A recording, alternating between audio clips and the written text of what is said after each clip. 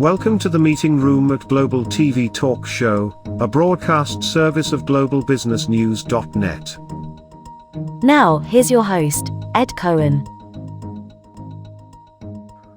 Hi, it's Ed Cohen, your broadcast host on Global TV Talk Show, coming to you today from Big Bear Lake in California, up 7,000 feet, 100 miles east of LA. It's a beautiful day here. Our special guest is Dr. Neal Goodman, coming from Aventura, Florida, northern suburb of Fort Lauderdale or Miami? Miami. Yeah, right in the middle Just there, I guess. 10 miles south of Fort Lauderdale. Yeah. 10 miles north of Miami, right in the middle. Yeah. How far from the ocean are you? I can see it from here. Oh, that's great. Yeah. It's calling you, I'm sure. Yeah. So today's broadcast is about what else? D&I, inclusion, diversity and inclusion, and the culture. All right, Mm-hmm. how it's impacting life, particularly in light of the COVID VOCA environment. So how is diversity different than inclusion? Well, basically, diversity is the reality in which we live, and inclusion is a choice of what we want to do in terms of including people. So a lot of organizations, they'll hire for diversity, thinking, well, if we get the right quotas, the right numbers, we'll be okay. But the reality is they don't create processes for inclusion. You have to manage for inclusion. You hire for diversity, you manage for inclusion. And most organizations do not know how to retain the employees that they've hired. As a result, very often they'll lose some of their diverse candidates after 3 years or so. They don't feel they belong. I think that a lot of corporate managers, executives, don't understand what you just said. It is too elliptical, not concrete enough for their bottom line head. So if you'd like to give us a couple of bullet points on each, that might go a long way. Sure. Well, diversity is all of the various dimensions or characteristics that we have. It could be gender, race, your age, your physical abilities, etc. Even whether you're a person who speaks up a lot or tends to be quiet. So all of that is part of your diversity. But inclusion is allowing those people who come into the organization to have opportunities to be successful. So let me give you an example. It's the best way. So we're doing a program recently for a large manufacturing organization, and it was a pretty senior team, the CEO and some of his top leaders. And there was one woman in one of the programs, and she spoke up. She said, she came to the company as a senior engineer, but she had an accent because she was from Puerto Rico. She said it took her over a year before anyone in the company gave her an opportunity to match her skill set.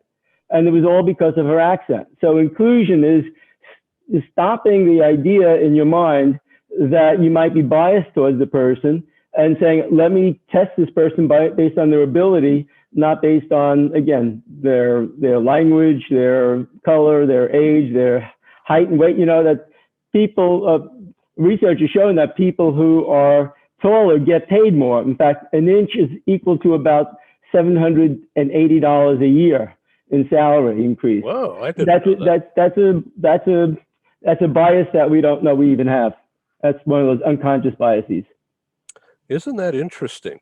So Dr. Neal Goodman is founder and president of Global Dynamics, a renowned firm for many years in the field of cross-cultural training and now global diversity, talent development across borders.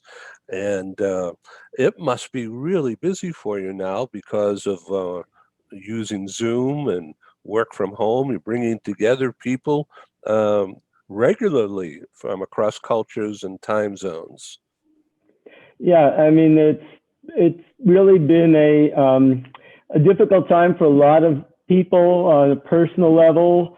For us, in terms of our business and the opportunities, we've been very fortunate. because most of our clients are global. So, for example, just today we signed up 3 projects to be done in China. Now, China's meeting all in person, and we have another program just scheduled for Korea. That's going to be in person. But then we did one for a group in San Diego, and that had to be virtual because the people were not going into work. But we can do that. We can deliver the same programs virtually and in person. It doesn't matter to us. We've always been doing virtual training. In fact, our company is 35 years old, and we've always been a virtual organization, always. So we've been a global virtual organization right from the beginning. So when changes happen, we can adapt very quickly. So let's talk about your recent wonderful interview with BBC World Service. They got right down to it with you. I listened to some of it earlier, and they were asking deep questions about unconscious bias and what does that mean, and how is that impacting business? Why don't you do a deep dive on what you did in that interview, why it was so popular? Yeah, I think the reason why that got a lot of attention is because it started with the premise from a book that a scholar wrote about the value of unconscious bias training, and she went in with the assumption that it's a $4 billion a year business, and many companies are wasting their money on it. And I couldn't agree more if you consider the fact that some of the programs that are being offered are being delivered in an inappropriate way. They sometimes leave more trouble than they've started, than they could cure. So I came in with examples of how you can deliver a good program. In fact, I have an article on best practices in unconscious bias training. And we talk about the factors that need to be considered when you're doing training. And so her premise was that, money is being wasted. But the problem with her book was that people came away with it thinking, oh, this only proves that it's not worthwhile to do diversity training. Harvard Business Review had a very similar article a few years ago saying that, that diversity training isn't worth the trouble. But then they also concluded in the same article that if done right, diversity training can be very impactful. And so what I did, I presented them with some cases where people were actually making changes in the organization based on just a very short program where they were doing things like eliminating names from resumes, creating mentorship and sponsorship programs, all of this from a training program that lasted less than a day.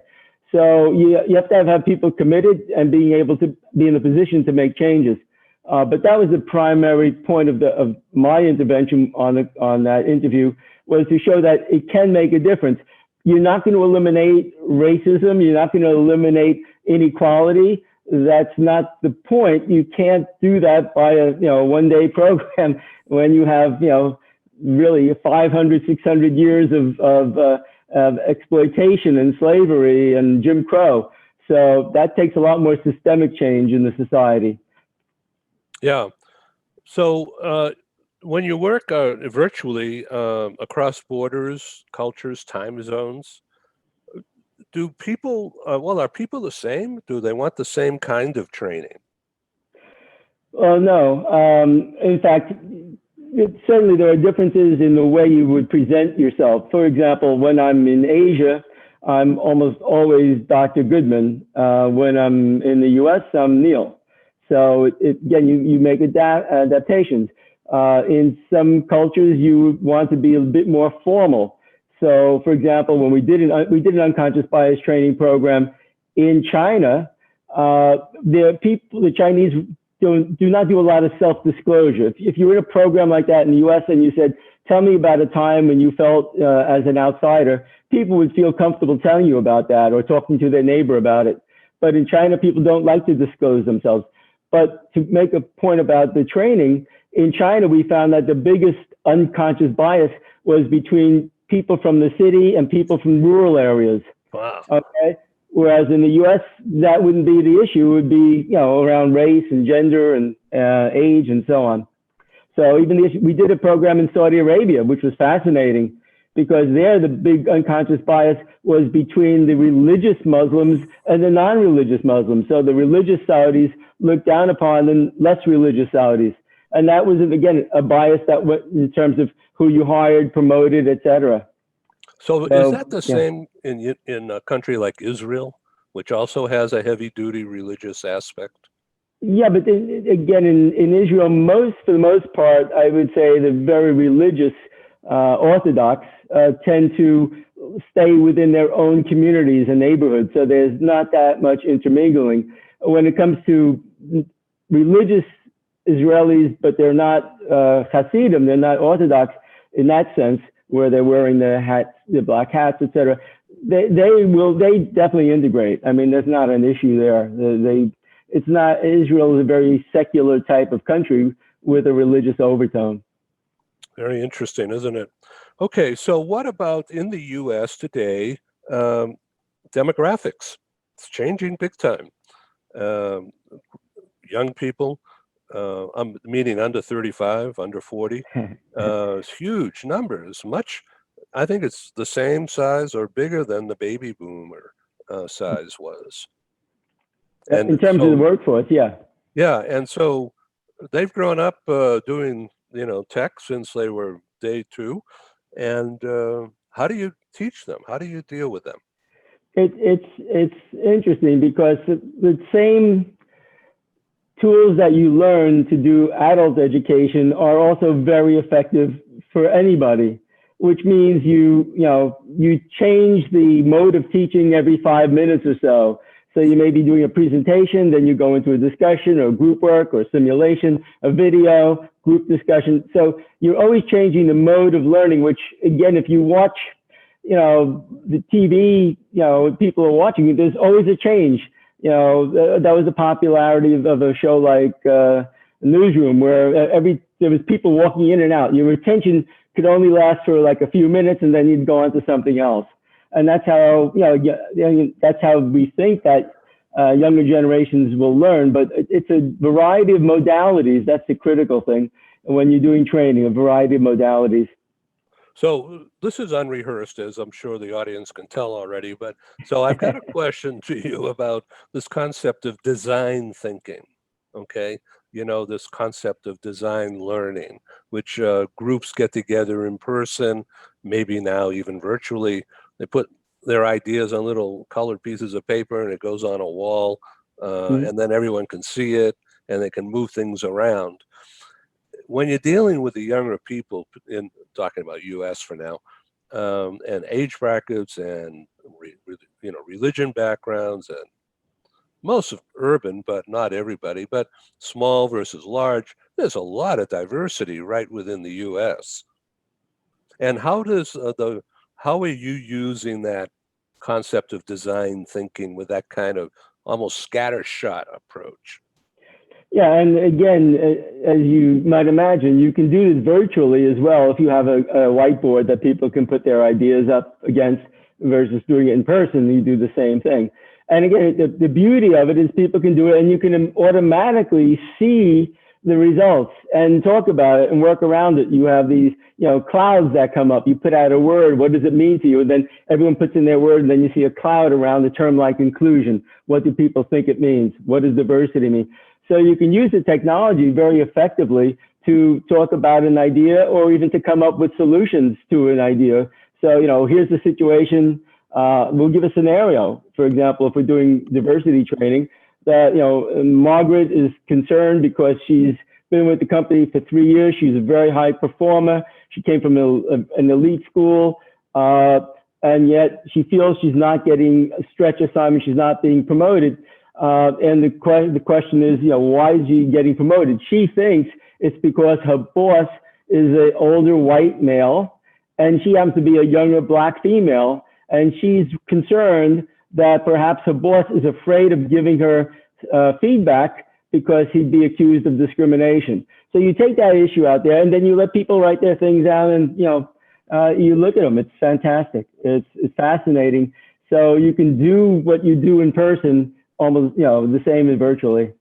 So a lot of the younger people grew up in a diverse public school environment. maybe even neighborhood environment, but more likely in public school, where you get kids who, since kindergarten, have been together, and it's, color or background is not an issue. I mean, it's just getting together in the schoolyard, the sandbox. Well, I'm a sociologist by training, and I've always been interested in looking at how societies change and why we change the way we do. Certainly, the younger generation is more acceptance of differences. I think we can see this more specifically even when it comes to issues of sexuality, identification. But yet some of the norms that have preceded them still are part of the society because those biases are sort of embedded. And so even in today's schooling, it would not be unusual to see that white students are being put more into AP, advanced placement classes, than students of color. That non-white students get called out by the teacher for disciplinary issues. When in fact the experiments that they do on it show that there's no difference in who's acting out. It's just that the teacher is looking at the issue of race unconsciously and then picking out that. It's like, police, looking at people that might be speeding. If a person's white, a person's black, one might be stopped or not stopped. So I do think that even though people psychologically feel more tolerant and acceptance, that is not necessarily how the society is run, and it's not necessarily how people are given opportunities and included. And so, again, you have a kind of a break up there. But yes, the younger generation, if you look at the modes of what's happening, they're much more concerned about the climate, the earth. They're more concerned about having a more equitable world. And so, yeah, there is a gradual change, but it's gradual, and the forces against it are going to be pushing back as well. Interesting. Let's go back to the BBC interview. From your take, were the questions fair to you, or were they brain teasers? BBC has their own reputation to maintain. Yeah. So, why don't you do a little bit of a talk with me about how you felt about that interview and how they did it? Well, they are. Manuela Zaragoza, who was the interviewer, who I admire greatly, she prepared some really good questions. I listen to her all the time. She's on at about 4:45 in the morning here, and I'm sometimes up that early.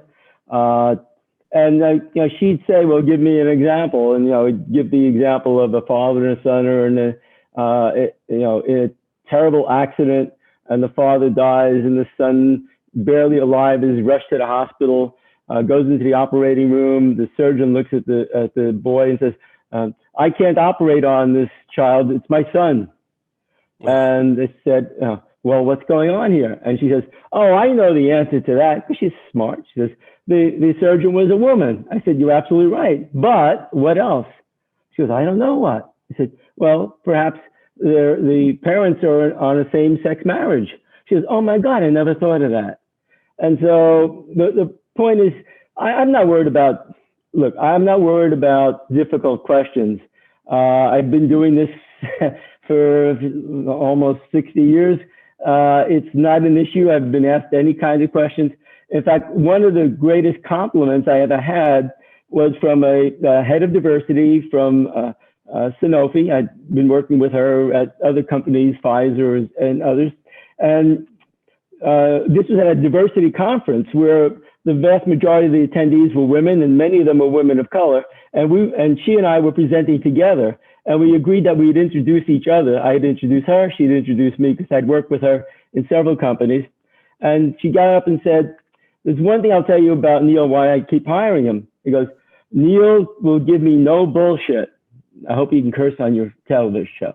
Says, "Neal will give you no bullshit. He'll ask you the right questions, and he'll tell you what you need to hear. He's not going to hesitate." And that was like the biggest compliment I've ever gotten, because here she's saying this as a black woman to other black women, saying, "This guy is okay." I mean, I'm not okay completely, but that's what she was saying. And it was, again, to me, it was one of the best things I've ever heard. Real compliment. Oh, that's So great. I'm not worried about questions. Nobody can hurt me anymore in that sense. Right. And so of the articles, the recent articles that you've published since COVID began, um, pick one out that is relevant to what we're talking about. Well, there's one that I have behind me called Blind Spots, which is about, and get the title is Getting Real About Unconscious Bias, and that was published by Chief Learning Officer magazine. And that talks about unconscious bias and how it is, what you have to do to get it to work, gives examples and cases. But the two other articles I just wrote, which I'm really happy about, one was on critical conversations about racism, diversity, and inclusion. And it explains how you can do training programs that promote understanding and really promote opportunities to build coalitions of understanding between people in the same company, but people of different races, religions, backgrounds. And it's a real open discussion. And people finally can be honest about asking those difficult questions that they were always afraid to ask. So that was one article. The other one I wrote just now was about mentoring programs, because in the process of promoting diversity and inclusion, and these also international work, who do you mentor? Who do you sponsor? And so this is an article about best practices in creating a mentoring program so that you can decide who you would mentor and do it in a way that's not biased, do a way that's inclusive. And many organizations, they don't do that. They just say whoever wants a mentor, sign up for it. Well, again, it tends to be biased in who responds to that. So these are all common issues. And again, most of the issues that I'm talking about in terms of diversity also get covered when we talk about cross-cultural issues. Because in the cross-cultural issues, again, you're dealing with people who are different cultures. They may act differently, they may respond differently, and then your bias is judging them by your standards rather than by trying to understand their standards. So, and now a word from our co-sponsors. Our programs wouldn't happen without the wonderful support of our advertisers. Here they are.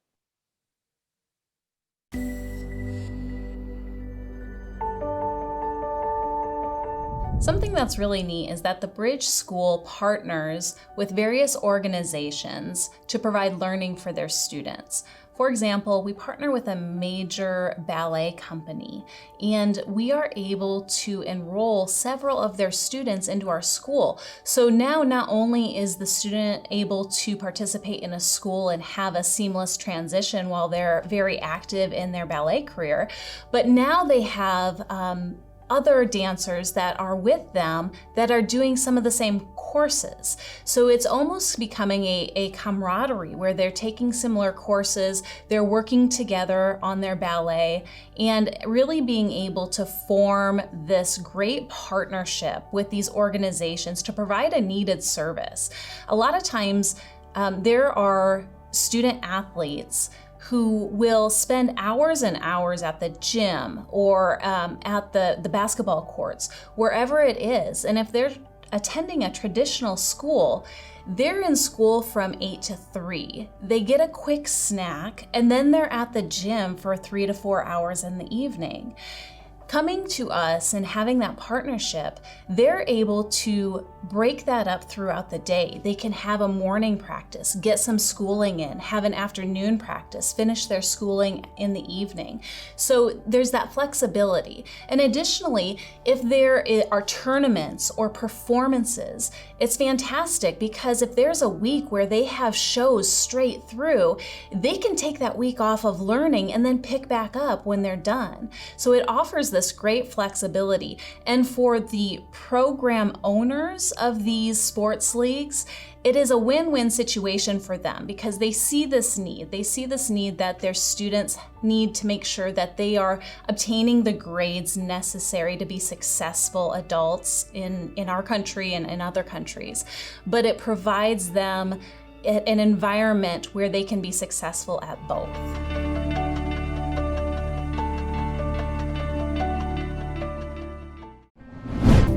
This episode from the meeting room of Global TV Talk Show is brought to you by The Bridge School, the accredited international online private school of choice, at bridgek12.org. Porch Light Rental and Destination Services. Reduce your renter lump sum or managed relocation costs.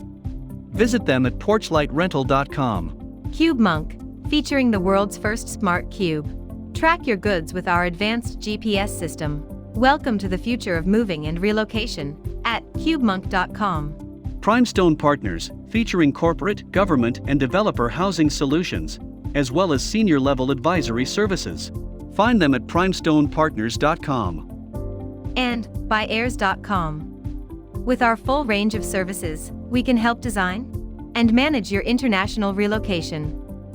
Find us at heirs.com. Insured Nomads provides protection and peace of mind, with health insurance, travel insurance, group, or tailored insurance for the globally mobile. Visit us at insurednomads.com. And by International Auto Source. We are the vehicle experts for expats, featuring all major brands of automobiles with flexible solutions and financing. On the web at intlauto.com. Hi, my name is Christine. I'm a nurse from the Philippines, and I got to know IAS through Worldwide Health Staff Solutions. And I want to thank IAS, especially to Matthew, for helping me get my car stress-free, headache-free. And so I just want to show you the car that I got.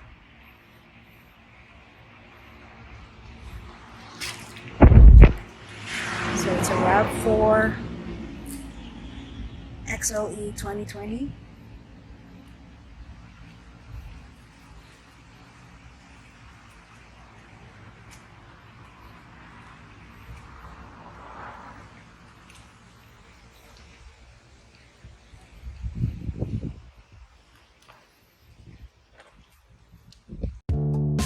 As an expat moving to the USA, relocating is exciting, but it can also be stressful. Getting a car, truck, or SUV for personal transportation is usually a high priority.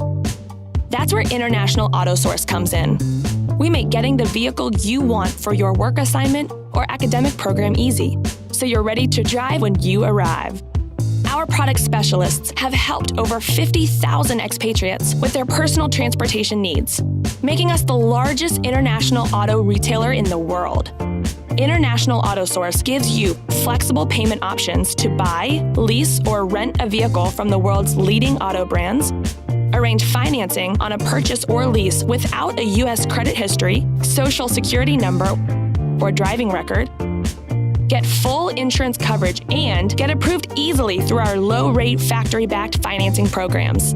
And because we're an authorized distributor of the world's leading automotive brands, our no-haggle prices are competitive, and the buying experience is hassle-free. We'll even guarantee your new vehicle will be ready the day you arrive. With over 20 years of experience in the global community, we are the vehicle experts for expats. We are International Auto Source.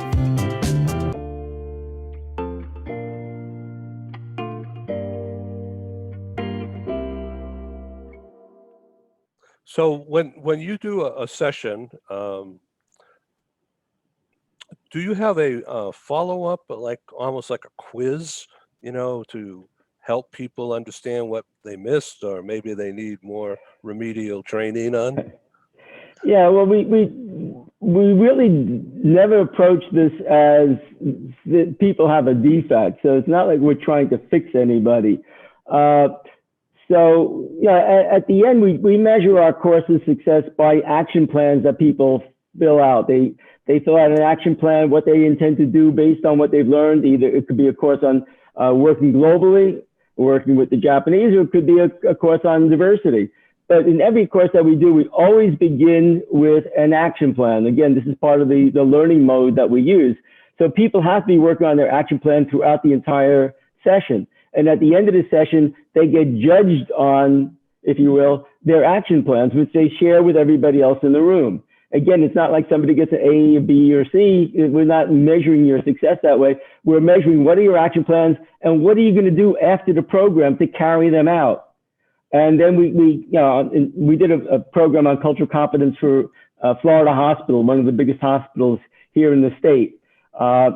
And we not only did we train their top leaders on cultural competence, each one of those leaders was in charge of a group. It could be people in charge of the ambulance drivers, the people who are the physicians, the nurses, the people who take the lorries back and forth with the people. And so they had to go back and implement some of the plans they made in that program. And then they had to send their action plans and what they've accomplished to the head of diversity during the whole year. And those were posted, they were put on the internal TV. And then after a year was over, the head of diversity had a retreat for all of the participants from the program. And it was amazing because they gave out awards to like the top 10 ideas. People were doing standing ovations. It was so impressive because people were really making significant changes to incorporate the community into the hospital. Yeah. Yeah, good point. So a bit of an uncomfortable question perhaps, but I know you can handle it. So different cultures don't want to change.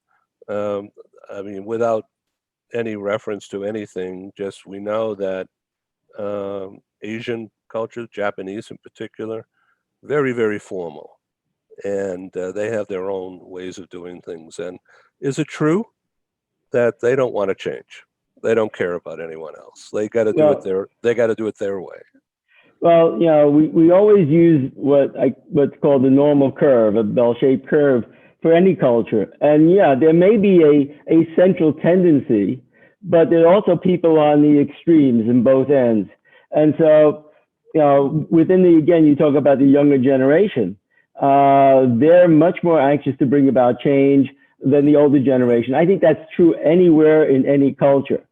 I would say that the general path is towards change. The general path about leadership is towards more inclusivity, more willingness to listen to others and not be autocratic.